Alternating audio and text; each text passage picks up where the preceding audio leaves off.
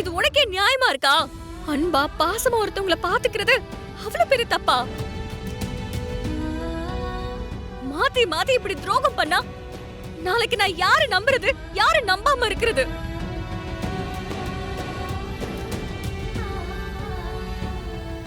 உனக்கு கூட என்கிட்ட உண்மையா இருக்கணும்னு தோணலல? ஐயோ அக்கா, நீங்க நினைக்கிற மாதிரி எல்லாம் எதுவுமே இல்ல. நான் இப்படி எல்லாம் நடக்கும்னு நினைச்சு கூட பார்க்கல. என் சூழ்நிலை என்ன எதுவுமே பேச விடாம கட்டி போட்டுருச்சு. என் குடும்பத்து மூலமா எனக்கு நடந்த பெரிய பிரச்சனையில இருந்து என்ன காப்பாத்ததா என் கழுத்துல இவர் தாலி கட்டினாரு.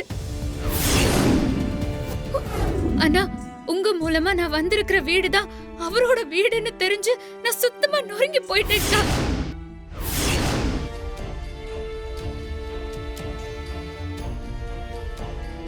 நான் எந்த சூழ்நிலையிலயும் உங்களுக்கு நான் துரோகம் பண்ணணும்னு நினைச்சதே இல்லக்கா. என்ன நம்புங்கக்கா. நான் இந்த வீட்டை விட்டு போக நினைச்சும் என்னால இங்க இருந்து வெளியே போகவே முடியாம போயிடுச்சு. போது, நிறுத்து. திரு, நீ 3 வருஷமா என்ன காதலிச்சு என்ன பத்தி என்ன தெரிஞ்சுக்கிட்ட?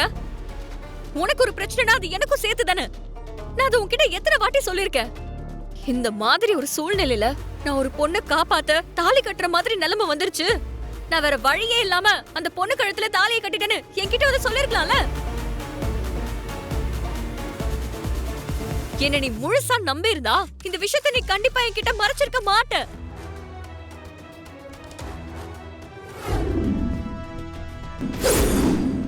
ஐயோ அக்கா!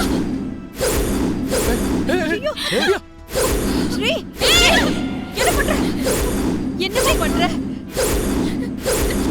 கத்தியை கிழிச்சு வந்தியா? அப்புறம் நான் கழுத்தை அறுத்துட்டேன். என்ன பண்ற?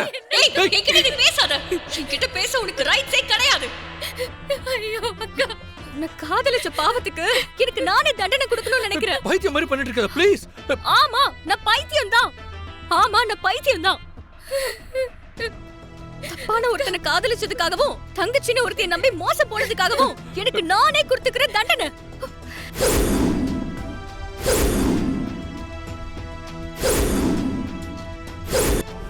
இந்த மகாவை பத்தி எனக்கு அன்னைக்கே தெரியும்.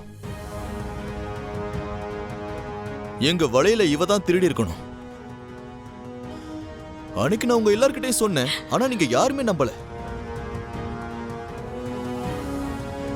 ஆனா இவ இவ்வளவு பெரிய திட்டம் போட்டுதான் இந்த வீட்டுக்குள்ளேயே வந்திருக்கான்னு எனக்கு முன்னாடியே தெரியாம போயிடுச்சு. பா கடவுளே, நீங்க சொல்றதெல்லாம் கேட்டா இந்த முழு பூசணிக்காய் இல்ல, முழு பூசணிக்காய் அத சோத்துல மறைச்ச கதையால இருக்கு. என்னங்க, கொஞ்சம் பேசாம இருங்க. சரி, இவ்ளோ பேசுறானே உன் பையன், இவன் என்ன காரியம் பண்ணான்னு உனக்கு தெரியுமா? கோயிலுக்கு பரிகாரத்துக்கு போன இடத்துல இந்த வேலைக்காரி கழுத்துல தாலி கட்டி இருக்கான்.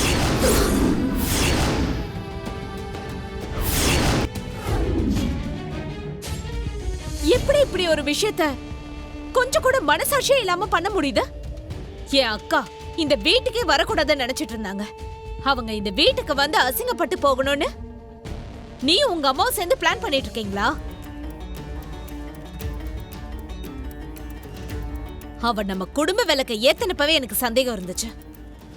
இப்பதானே புரியுது. உங்க அம்மா இந்த வேலைக்காரிய விளக்கேத்த சொன்னது பெரிய திட்டம் போட்டு தான் பண்ணிருக்கா.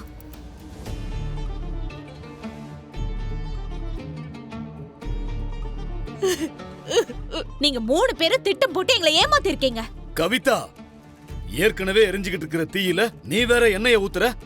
பிரச்சனைய சரி பண்ண பார்க்காம நீயும் உன் பாட்டுக்கு பேசிக்கிட்டு இருந்தா என்ன அர்த்தம்? ஏங்க, நீங்க என்ன பேசிட்டு இருக்கீங்க? இங்க என்ன நடந்துகிட்டு இருக்கு? எனக்கே நடந்த விஷயத்தை எல்லாம் கேட்டு என்ன பண்றதுன்னு தெரியாம கலங்கி போய் நிக்கிறேன். திரு இப்படி ஒரு காரியத்தை பண்ணுவான்னு நான் சத்தியமா எதிர்பார்க்கல. இந்த கன்றாவையெல்லாம் பாத்துக்கிட்டு சகிச்சுக்கிட்டு இதுக்கப்புறமா என் பொண்ணை இந்த வீட்டுக்கு அனுப்ப முடியாது. காஞ்சனா, அப்படியெல்லாம் சொல்லாதம்மா. 20 வருஷமா நீ இல்லாத வீடு வீடாவே இல்லம்மா.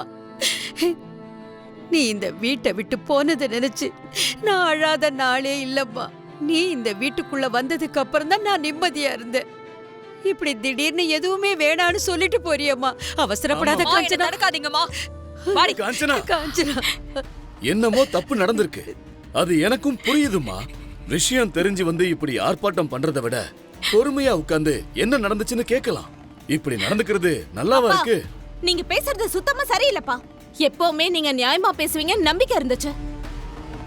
ஆனா இன்னைக்கு அது சரியில்லைப்பா. இவ்ளோ பெரிய விஷயம் பண்ணிருக்காங்க, அவங்க கிட்ட எதுவும் கேட்காம காஞ்சனா அக்கா கோவத்தை நியாயம் இல்லைன்னு சொல்லிட்டு இருக்கீங்க. இது கொஞ்சம் கூட சரியில்லைப்பா. இந்த அம்பிகா வீட்டுக்குள்ள வந்துதான் எனக்கு கல்யாண வாழ்க்கையே இல்லாம போச்சு. இப்ப வரைக்கும் நான் தனியா வாழ்ந்துட்டு இருக்கிறதுக்கு காரணமே இந்த அம்பிகா தான். இப்ப திரு மறுபடியும் அக்காவுக்கு இவ்ளோ பெரிய துரோகத்தை பண்ணிருக்கான். இதெல்லாம் கண்டும் காணாம எல்லாத்தையுமே சகிச்சுக்கிட்டு ஸ்ரீய கல்யாணம் பண்ணி தர முடியுமா? நல்லவ மாதிரி நடிக்கிறதெல்லாம் உன்னோட வச்சுக்கோ. உன் நடிப்பையெல்லாம் நான் நம்ப தயாரா இல்ல. வசுந்தரா, என்ன பேசுறேன்னு தெரிஞ்சுதான் நீ பேசுறியா? நீ பேசுறது தப்புமா? முடிஞ்சு போன விஷயத்தை திரும்ப திரும்ப பேசி உன்னையும் காயப்படுத்தி மத்தவங்களையும் காயப்படுத்திக்கிட்டு இருக்க. எதுங்க முடிஞ்சு போச்சு? எது முடிஞ்சு போச்சு? அவ முடிச்சு வச்சா இப்ப இவன் ஆரம்பிச்சு வச்சிருக்கான். என் பையனை மயக்கி இந்த வீட்டுக்குள்ள வந்து இந்த குடும்பத்தோட மொத்த சந்தோஷத்தையும் நீ சுத்தமா அழிச்சிட்ட. இப்ப இன்னும் உன் வெறி அடங்கலையா? இப்ப என் பேத்தியையும் உன் பையனை காதலிக்க வச்சு இவங்களை இந்த நிலைமைக்கு கொண்டு வந்து நிப்பாட்டிருக்க.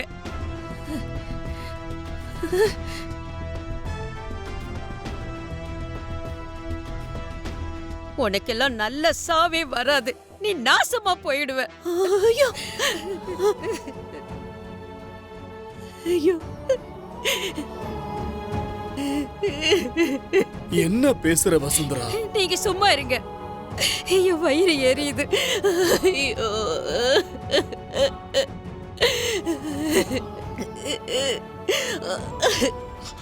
அம்மா அம்மா,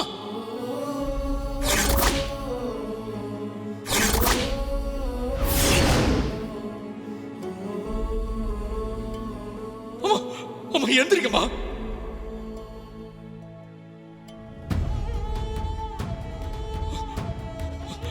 அம்மா,